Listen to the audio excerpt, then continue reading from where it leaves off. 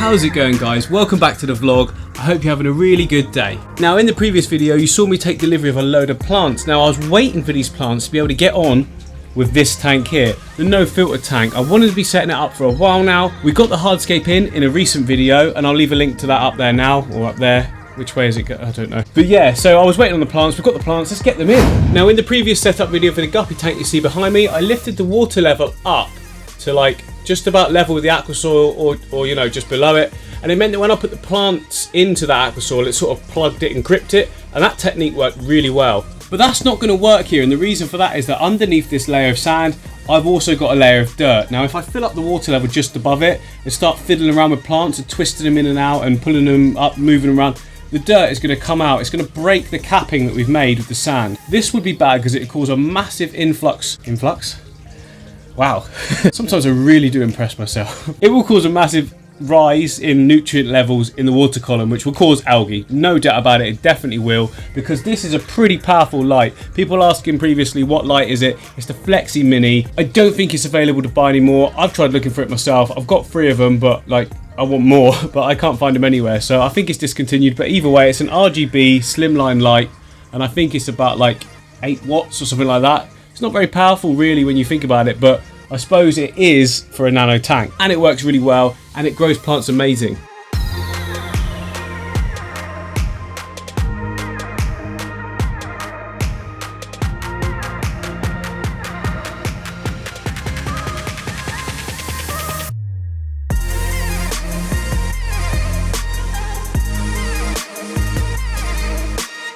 So as I showed you in a previous video, guys, this is the same light on pretty much the same tank. No, it is exactly the same tank. So it'll be the same distance as this one, and it works so well. Look at how nice that tank looks. I'm really impressed with it anyway. It's not the most complicated of designs, but it just works really well. And I want to do something similar in the new tank, but no filter, and just pack it out with plants like that in like a really nice controlled fashion. So what have we got to choose from then? So definitely want to be using this Rotala rotundifolia that I've got here. This has been in the tank for a while. It's grown right in. It's really mature. There's some Rotala HR in there as well, interspersed. Well, another big word. Yes, I'm killing it today. So that's going to be going in, and that'll just look really good as a background plant. I've got some Hydroculture Japan, which you know is one of my other favourites. I want to steer away from things like crypts in a no filter tank, and the reason is you need fast growing plants in a no filter. Even fast growing plants don't grow that fast in a no filter tank. So if you get something like a crypt, which is really quite slow growing in comparison, it's like snail's pace, basically doesn't happen. It can develop algae issues on it. We don't want any algae in this tank at all, and that's why you can get stems. And stems are brilliant because if there are any signs of algae, snip, which is just what you do, and then you can do that routinely. Everything gets thick, and it's just going to look absolutely brilliant. So yeah, we've got the Rotala down there, and we've also got the Rotala down there in this storage tank as well. A few fish in there as well, but they're okay. They can stay in there. Those 2 rice fish look cool, don't they? And as I'm pointing this, I've just looked up. It's the crew, because I'm loving the crew. Oh, copyright strike. You alright, guys? Yes, they're alright. They think I'm going to feed them. They're probably right. Of course I'm going to feed them. Nom nom nom nom nom nom nom nom nom nom nom nom nom nom. But then what other plants we're going to use, MD? Well, I mean, we're pretty sport for choice. Down the bottom here, S. repens. That is going to go lovely, as it has gone here. So I can't grow S. repens unless I get it from that tissue culture format. If I buy it in like already sort of grown immersed, it doesn't grow. It just melts away, and I'm left with a little stump. And to be honest, I've left the stumps before to see if anything comes. It doesn't. It just stays as stumps. So you can see there's some really good growth there, awesome growth there, awesome growth there. And this is the Alternanthron renekeki. I've got the mini version of that, look. So yeah, I've got the mini version, and that is going to look absolutely fantastic. I don't know why am I putting it here? That's not relevant at all, you idiot. So yeah, we've got plenty of that. I'm looking to do a different sort of scape with the rest of it. Don't worry, there's quite a lot there for that small little tank. I've got my hair grass, obviously. I mean, I can grow it really well. Always good to have a bit of hair grass for detail. In fact, I've got 9 pots of it, so but again, I don't need that many. We've got more of Rotala HR. We'll definitely be using a couple of pots in that there. That will grow awesome under that light. And then down the bottom, my Cramphian Monte Carlo, or just Monte Carlo, because that's just so much easier to say.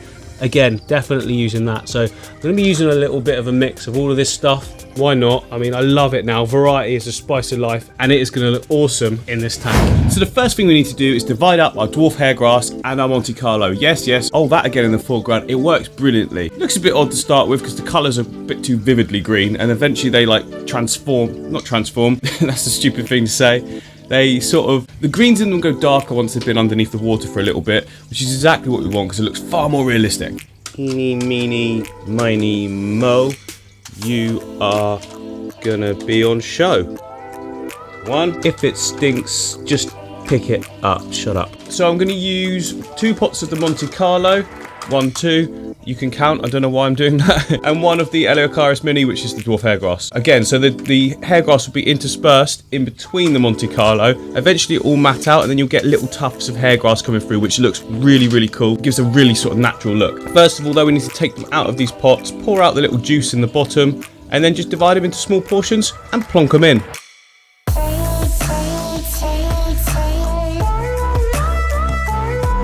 Right, there we have all our plants. So if you notice, look, next to my finger, sense of scale, you can see that I keep them in quite big portions.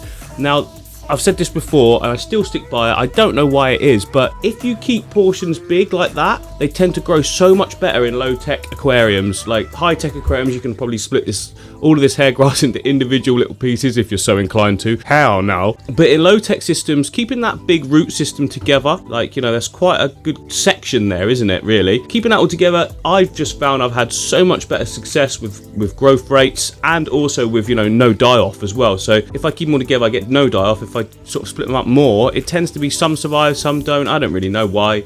Again, I don't claim to be some sort of expert at this stuff. I just trial and error, really. Especially the Monte Carlo, even more so. Like, that's about the smallest clump I'd want to do. I might have some smaller ones accidentally, but deliberately I'd pick off something sort of that size to plug. Again, just better success with it. So now let's get them in the tank. How many times? I always say that, don't I? Get me in the tank.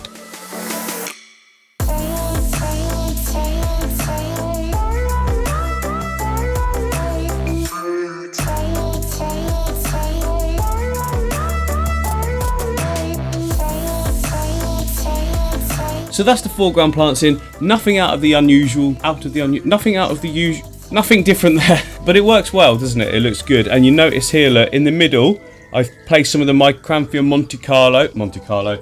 I've placed some of that in the middle, and that's not planted, so it's not in the substrate at all. You can do that with Monte Carlo. It just spreads its own little runners. In a no-filter tank, that's not really going to grow more. It will grow thick and dense, but it will stay as that sort of little middle section there, and that should look really good as time goes on. Just a bit of extra detail on the rocks, but I also now want to add some red. So that's where the Altananthron AR Mini comes in. So if you can see here, look, I've left some gaps in between. Well, I've left gaps everywhere, but I've left some more gaps around the sort of rocky area. That's because that's when I want that AR Mini to go. Those little red pockets, they're going to look fantastic. Let's get those ones in next.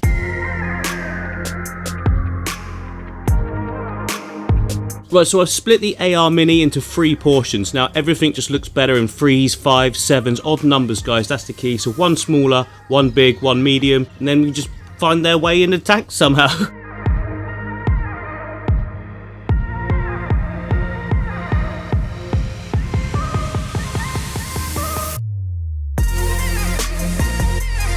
Oh yes, guys, that's looking fantastic, I think. Look at that from a distance. Oh, I just realised something. There's me going, oh, all the foreground plants are done. I wanted to put the S-Repens in, didn't I? That's going to look really good in there. I'm definitely putting the S-Repens in. Just 1 pot, a few little details, a few little bits popped in here and there. Yeah, let's get those in. They definitely have to go in.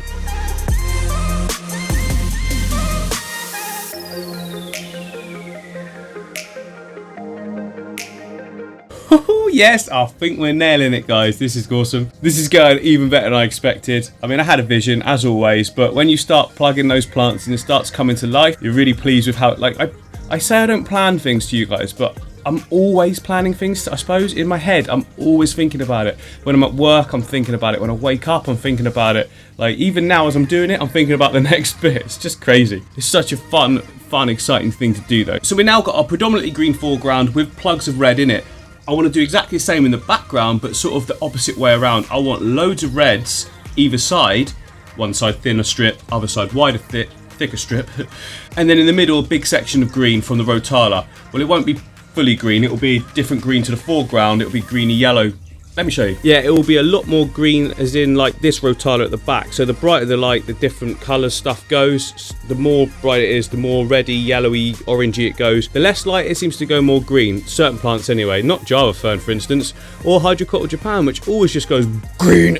Anyway, so that'll be cool. So we'll have that in the background with the reds either side of it, and then that really green foreground with the red sort of accents. That, oh, it's just going to look great. So Rotala HR, but I'm going to use the 1-2 Grow Range one, so it's going to be short for a while at the sides. It'll grow nice and steadily, and then we'll have a big thicker sort of explosion in the middle. Oh, it's going to look great.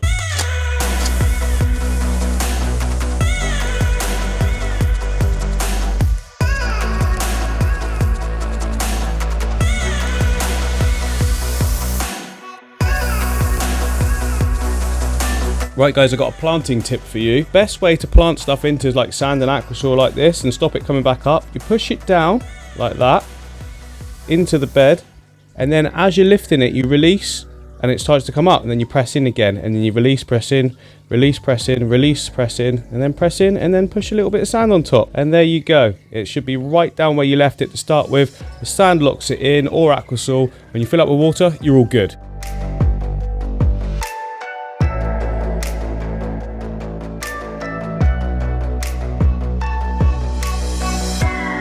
So sadly guys, I've run out of time again because I've got to be up for work in 5 hours.